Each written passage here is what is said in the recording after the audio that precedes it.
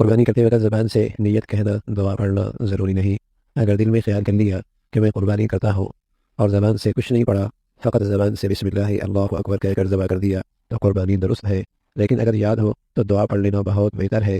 ذبح سے پہلے یہ ہے: انی وجہت وجہی للذی فطر السماوات والارض حنیفا وما انا من المشرکین ان صلاتی ونسکی ومحیاي ومماتی للہ رب العالمین لا شریک لہ وبذلک امرت وانا من المسلمین اللہم منک ولک۔ ذبح کے بعد کی دعا: اللہم تقبلہ منی کما تقبلت من حبیبک محمد صلی اللہ علیہ وسلم وخلیلک ابراہیم علیہ السلام۔ یہ مسلمان قربانی کے وقت یہ دعا پڑھتا ہے، اور اس دعا میں اس بات کا اظہار ہے کہ یہ قربانی خالص اللہ کے لیے ہے، خالص اللہ کے لیے۔ جس شخص پر صدقہ فطر واجب ہے، اس پر بقرہ عید کے دنوں میں قربانی کرنا بھی واجب ہے۔ ایک شخص ہے جس پہ زکوٰۃ فرض ہے لیکن صدقہ فطر اس پہ واجب ہے، زکوٰۃ فرض نہیں، اس لیے کہ زکوٰۃ کے لیے پورے سال کا گزرنا ضروری ہے اور صدقہ فطر کے لیے پورے سال کا گزرنا ضروری نہیں۔ تو اگر اس کے بعد اتنی رقم ہے کہ وہ صاحب نصاب ہے اور عید کے دنوں کے اندر اس کے پاس ہے تو اس شخص پہ صدقہ فطر واجب ہے، حالانکہ سال اس رقم پہ نہیں گزرا۔ تو اسی طرح جس شخص پہ صدقہ فطر واجب ہے اس پر عید الاضحیٰ کے دنوں میں قربانی بھی واجب۔ ضروری نہیں کہ وہ ایسا مالدار ہے کہ اس نے زکوٰۃ بھی ادا کرنی ہے، ضروری نہیں ہے، لیکن صدقہ فطر اگر اس پہ واجب ہے تو اس پر قربانی کے دنوں کے اندر قربانی بھی واجب ہے۔ اور یہ وجوب گھر کے ایک فرد پر نہیں ہے۔ اگر بیٹا اس حیثیت کا ہے، بالغ ہے، بیٹی کے پاس 1 تولہ آدھا تولہ سونا ہے، واجب ہے، میاں بھی ہے، بیوی بھی ہے، ابا بھی ہے، اماں بھی ہے، تو ان سب کی اگر حیثیت ایسی ہے کہ ان پہ صدقہ فطر واجب ہے تو سب پر علیحدہ علیحدہ قربانی بھی واجب ہے۔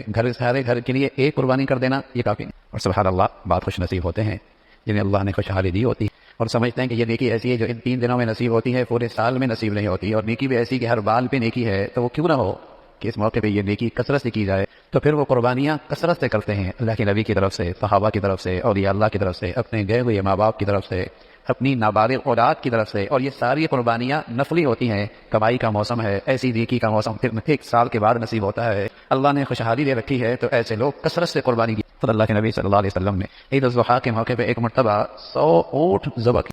کوئی کہے کہ معاشی طور پہ اس کا تو بڑا نقصان ہوتا، اتنی رقم جو ہے وہ خیرات کر دیتے، کسی کی شادیاں کرا دیتے، کسی کا علاج کرا دیتے، کوئی مسجد بنا دیتے، کوئی ہسپتال بنا دیتے، حالانکہ اس وقت اقتصادی اور معاشی حالت کیا تھی، لیکن اتنی کثرت سے قربانی، سبحان اللہ۔ اور یہ کیوں کی جا رہی ہے؟ اللہ کو راضی کرنے کے لیے۔ اور سچی بات ہے کہ مسلمان کی تو ایمان ہے، وہ مولا راضی ہو گیا تو ساری معاشی اور اقتصادی مسائل بھی حل ہو سکتے ہیں، اور اگر وہی ناراض ہو گیا تو اقتصادی اور معاشی کے جتنے نقشے ہیں وہ بنے بنائے پہ اجڑ جائیں، ساری پلاننگ فیل ہو جائے۔ اور اصل مقصود اللہ کے ہاں یہ ہے کہ اس کے دل میں اللہ کے حکم کی عظمت کتنا ہے، اس نیکی کی عظمت کتنی ہے، جس قدر اس کے عظمت اور اہمیت سے کرے گا اللہ کے ہاں اس پر قبولیت ہوئی۔ تو یہ قربانیاں مسلمان اس موقع پہ کثرت سے کرتے ہیں۔ تو جس شخص پر صدقہ فطر واجب ہے اس پر بقرہ عید کے دنوں میں قربانی کرنا بھی واجب ہے۔ اگر اتنا مال نہ ہو جس پر صدقہ فطر واجب ہوتا ہو تو اس پر قربانی واجب نہیں، لیکن پھر بھی اگر کر دے تو بڑی ثواب کی بات۔ میں نے کیا نابالغ اولاد کی طرف، بچی کی طرف سے ماں باپ دنیا سے چلے گئے، ان کی طرف سے قربانی واجب نہیں ہے، سعادت مند اولاد کے پاس خوشحالی ہے، ان کی طرف سے بھی کرتا ہے کہ سارے ثواب انہیں ملتا ہے۔ خود اللہ کے نبی صلی اللہ علیہ وسلم نے اپنی امت کی طرف سے قربانی کی ہے، اور امت، سبحان اللہ، امت کا یہ فرد اپنے نبی سے محبت کا اظہار کرتا ہے، آپ علیہ الصلوۃ والسلام کی طرف سے قربانی کرتا ہے۔ کچھ قربانی تو گھر میں کر لیتا ہے، اور سبحان اللہ کچھ قربانیاں دور دراز علاقوں میں کرتا ہے، اور غریب اور ضرورت مند لوگوں تک اس کی گوشت بھی پہنچ جاتا ہے۔ الحمدللہ ہم تو یہاں کئی سالوں سے الحمدللہ یہاں قربانیاں کر رہے ہیں، اور شام کے مظلوم مسلمانوں کے لیے بھی، برما کے مسلمانوں کے لیے بھی الحمدللہ پچھلے 3-4 سالوں سے یہ سلسلہ جاری ہے۔ الحمدللہ اس سال بھی ہو رہا، برما کے مسلمان وہاں جہاں پرنی وایوں کے لیے بنگلہ دیش کے بارڈر پہ 1000 گھر ہم نے بنا، 1000 گھر، وہاں گھر جو بنتے ہیں وہ لکڑیوں کے 1000 گھر بنے، تو الحمدللہ پچھلے چند سالوں سے وہاں ان کے لیے قربانی بھی ہو رہی ہے ترکی اداروں کے واسطے، اور شام میں تو الحمدللہ ترکی اداروں کے واسطے سے یہ سلسلہ چل ہی رہا ہے، جہاں بیوہ بھی ہیں اور یتیم بھی ہیں، اور سبحان اللہ اس سے اسلامی اخوت کا جو ایک رشتہ ہے اس رشتے میں ایک خوشبو اور بہار بھی آتی ہے کہ کہاں کا مسلمان اور کہاں کے مسلمانوں کو یاد رکھ رہا، رشتہ کیا ہے؟ ایمان اسلام، تعلق کیا ہے؟ ایمان اسلام کا۔ ان کا آپس میں یہ کون سی ایسی چیز ہے کہ ایک بر اعظم کا دوسرے بر اعظم میں، ایک ملک کا دوسرے ملک میں یہ جو خدمت ہو رہی ہے کس بنیاد پر؟ ایمان اسلام کی بنیاد۔ تو یہی تو مسلمانوں کی شان تھی، یہی تو اخوت اور پیار تھا۔ تو یوں اس انداز سے الحمدللہ مسلمان دور دراز علاقوں میں جہاں ضرورت مند بھی ہوتے ہیں، کچھ اپنے گھر میں تاکہ وہ شعار بھی زندہ رہے، اپنے گھروں کے اندر بھی، تاکہ وہ جو قربانی کی ایک شکل ہے وہ بھی زندہ رہے، وہ بھی ایک دعوت ہے، پیغام ہے، وہ بھی ایک دعوت ہے، ایک پیغام ہے، تو اپنے گھروں کے اندر بھی اس کا کچھ نہ کچھ انداز ہو۔ سبحان اللہ، یہ شکر ہے، یہ وطن عزیز ہے، ورنہ دنیا میں تو اب مسلمانوں کے ہاں بھی یہ شعار آہستہ آہستہ ختم ہوتا چلا جا رہا ہے، اور انہیں اس قربانی کی سعادت اپنی آنکھوں کے سامنے نصیب نہیں ہوتی۔ صفائی کے نام پر پتہ نہیں کن کن ناموں سے مسلمانوں کو ان دینی احکامات سے دور کیا جاتا ہے۔ ہم ابھی اشتہار دے رہے تھے تو ذرائع ابلاغ کی بہت ساری سائٹیں ہیں، انہوں نے اس اشتہاری کو ختم کر دیا۔ کیوں بھائی؟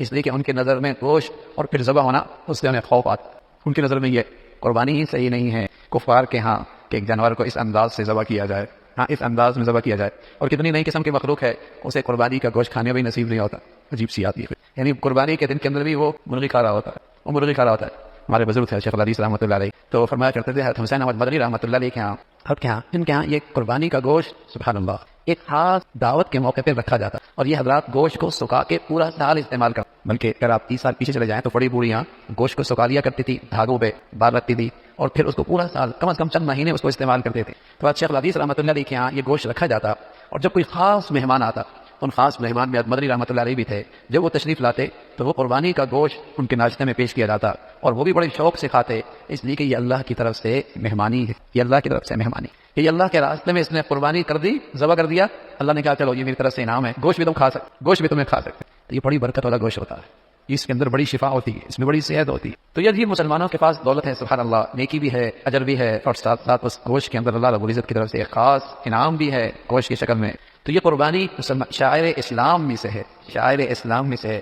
تو گھروں کے اندر بھی اس کا اہتمام ہو, اور جب کثرت سے کر رہے ہیں تو اس طریقے سے دائیں بائیں اور دور دراز علاقوں میں, اور اس طریقے سے اپنے مسلمان بھائی جو تکلیف اور آزمائش میں ہوتے ہیں ان کی خاطر بھی ان تک قربانی پہنچانا. اس سال ترکی ادارے, اب اندازہ لگائیں ترکیوں میں اتنی دینداری نہیں ہے, لیکن اللہ کی شان ان کے یہاں قربانی کا بڑا عجیب اہتمام. یعنی اس دفعہ ایک ترکی ادارہ جو ان کے ہاں ایک مذہبی ادارہ کہلاتا ہے دیانت, جو پورے ترکی کے جن کے پاس مساجد ہیں, پوری ترکی کا نظام ان کے پاس ہے, سرکاری ادارہ ہے, وہاں کا مذہبی امور وزیر اس کا سربراہ ہوتا ہے.